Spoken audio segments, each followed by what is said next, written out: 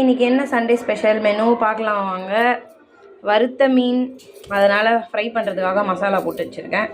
அடுத்தது பார்த்திங்கன்னா அப்படியே பார்த்தா ரசம் ஸ்பெஷல்.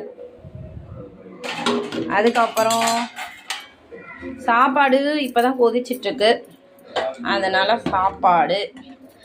அதுக்கப்புறம் முட்டை பொடி மாசு, மீன் ஃப்ரை பண்ணுறதுக்காக தவா அடுப்பில் வச்சுருக்கேன்.